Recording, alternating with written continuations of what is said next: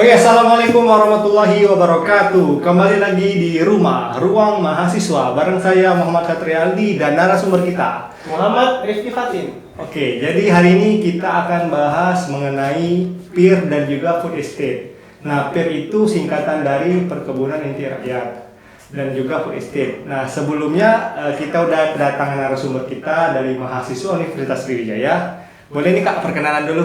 Oke, jadi langsung saja perkenalkan semuanya, nama saya Muhammad Rifki Fatin. Saat ini saya sedang aktif menjadi mahasiswa di Universitas Sriwijaya, tentunya di prodi agribisnis yang kita cintai ini. Oke, karena di depan kita udah ada narasumber yang sangat pintar dan juga sangat bertalenta, kita akan langsung saja masuk ke pertanyaan. Oke, Kak, seperti yang kita tahu kan, tadi ada PIR dan juga food estate nih. Kan PIR itu perkebunan inti rakyat. Nah, apa sih Kak perkebunan inti rakyat itu? Seperti yang kita tahu kan, perkebunan inti rakyat. Nah, itu apa Kak? Bisa dijelasin Kak? Jadi perkebunan inti rakyat ini merupakan suatu bentuk usaha antara perusahaan dan petani, di mana terjalin suatu kerjasama yang sangat erat di antara perusahaan dan petani tersebut. Nah, kerjasamanya ini harus menguntungkan bagi kedua pihak gitu. Jadi perusahaan memberikan benefit kepada petani, tentunya petani juga akan memberikan suatu usaha yang optimum kepada perusahaan gitu. Kemudian kalau food estate Kak? Food estate itu adalah suatu program khususnya oleh pemerintah untuk membentuk suatu wilayah yang fokusnya itu untuk memproduksi bahan pangan gitu. Oh, jadi pemerintah mengadakan spesialisasi di tempat itu untuk memproduksi atau menanam sebuah komoditas tertentu. Oh, jadi PIR dan juga food estate-nya hampir sama gitu kan? Iya, jadi kedua-duanya itu mengharuskan adanya kerjasama antara penggeraknya, dalam hal ini perusahaan atau pemerintah yang bekerja sama dengan petani. Oke. Itu pertanyaan pertama. Pertanyaan kedua nih yang saya mau tanyakan, apa sih Kak bukti atau contoh nyata program yang udah dilakukan oleh petani, oleh pemerintah atau perusahaan mengenai PIR ini Kak? Jadi contoh yang udah dilakukan oleh pemerintah dan juga udah banyak dilakukan di Indonesia itu salah satunya itu bisa kita lihat di PT Inti Indosawit Subur. Nah, jadi di perusahaan ini perusahaan dan petani itu udah erat sekali hubungannya gitu. Jadi pemerintah, perusahaan itu memberikan fasilitas-fasilitas yang sangat memenuhi kebutuhan dari petani tersebut. Dalam hal ini fasilitas domisili dikasih oleh perusahaan.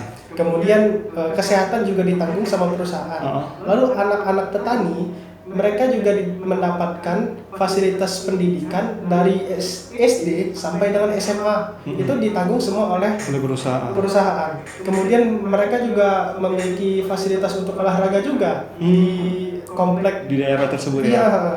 Jadi itu sangat-sangat menguntungkan bagi petani, dan tentunya petani juga ingin memberikan yang terbaik kan untuk memberi perusahaan. Feedback gitu ya. Memberi feedback.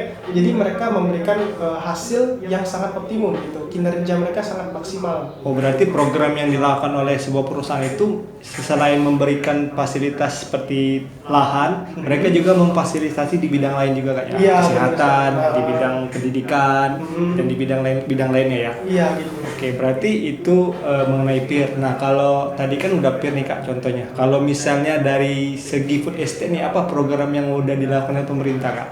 Nah, kalau masalah food estate itu udah lama diusahakan oleh pemerintah. Dari zaman Soeharto itu juga udah pernah dicoba untuk dilakukan di Kalimantan.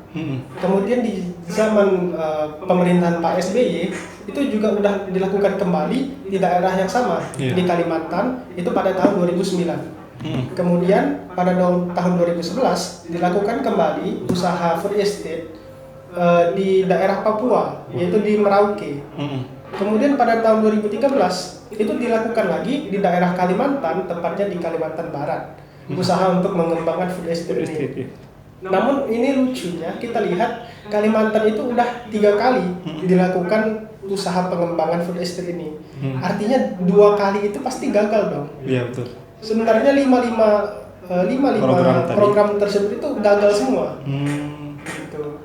Kan katanya food estate ini kan menjanjikan gitu Kak. Kok bisa sih bisa gagal? Apa dampak atau kenapa itu bisa gagal gitu Kak? Oh, Permasalahannya. ini sebenarnya suatu topik yang sangat rumit, cukup rumit, tapi ini menarik gitu.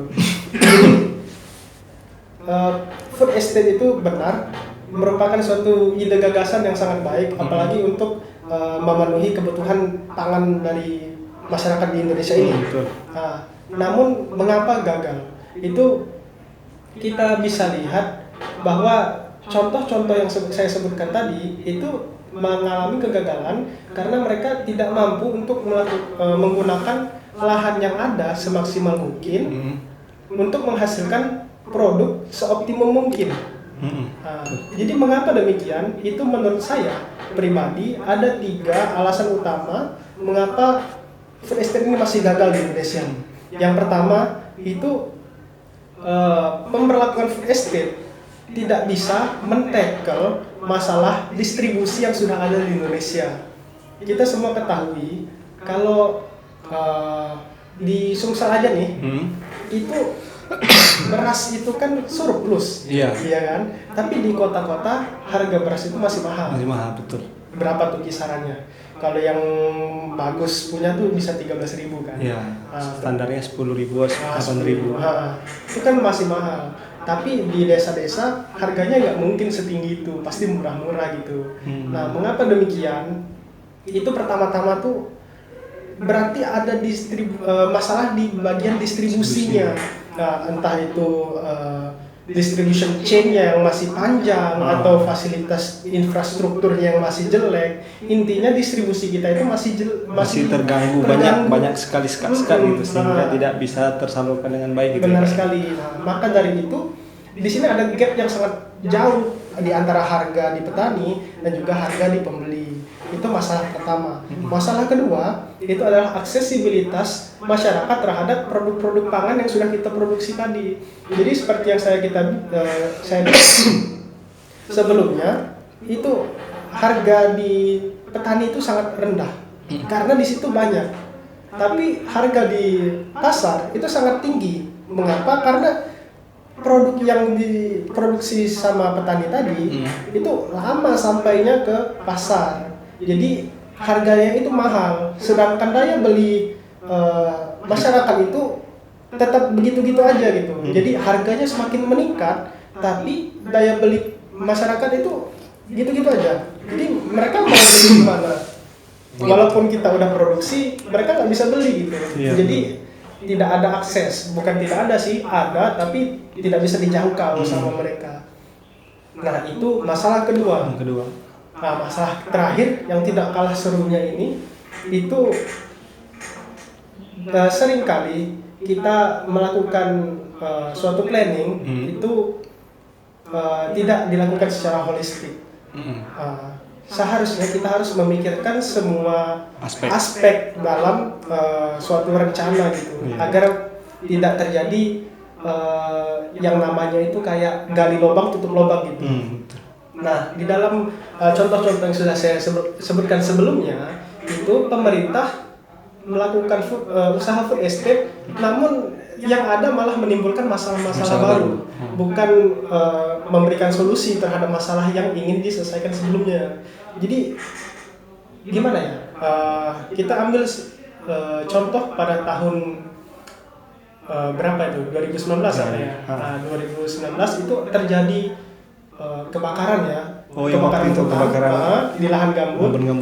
Itu mengganggu aktivitas kita masyarakat. Kemudian dia juga mengganggu kesehatan kita, ya kan? Kita harus menggunakan masker segala macam lah.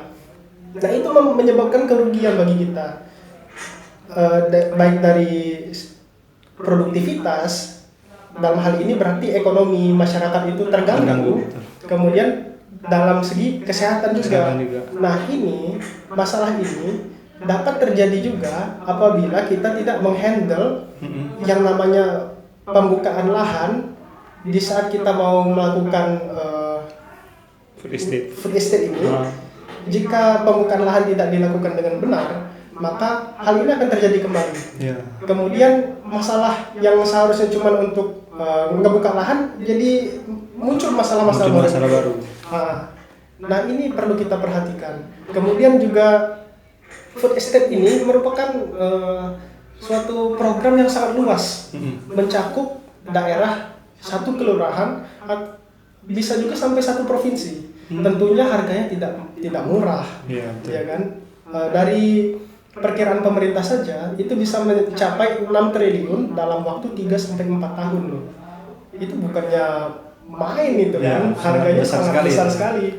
Tapi kalau kita salah menghandlenya, itu bisa menyebabkan kerugian untuk ekonomi juga kan, finansial negara juga bakal terkuras. Bukan yang memberi solusi, malah membuat masalah baru gitu. Benar sekali. Berarti itu kayak sebuah contoh yang masalah yang membuat food estate itu gagal.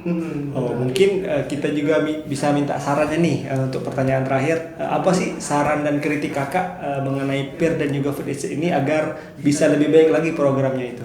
Oke.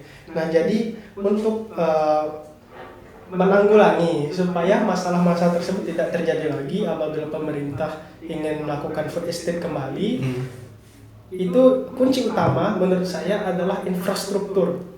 Jadi mau bagaimanapun, sebagus manapun food estate yang kita buat, apabila akses atau infrastrukturnya aksesnya jelek, itu akan menghambat gitu kayak. Sama-sama sekali tidak berguna gitu. Jadi mau berapa banyak pun kita buat, yang ada malah memberatkan masyarakat. Harga akan turun, tapi masyarakat tidak menikmatinya gitu. Iya betul. Jadi kunci utamanya adalah infrastruktur.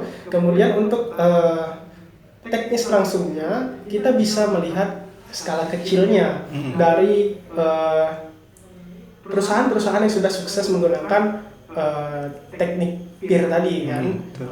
Itu kita bisa gunakan dalam skala yang lebih besar. Bagaimana cara untuk memberikan insentif bagi para petani agar mereka mau mengikuti kehendak daripada pemerintah tersebut. Itu perlu dipelajari oleh pemerintah lagi.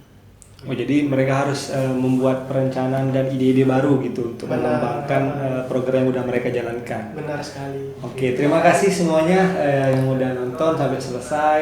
Segitu aja podcast dari kami, dan juga terima kasih kepada Kak Rifki yang udah mau jadi narasumber. Buat kalian jangan lupa komen, like, dan subscribe channel ini. Oke guys, thank you. Bye. Bye. Bye.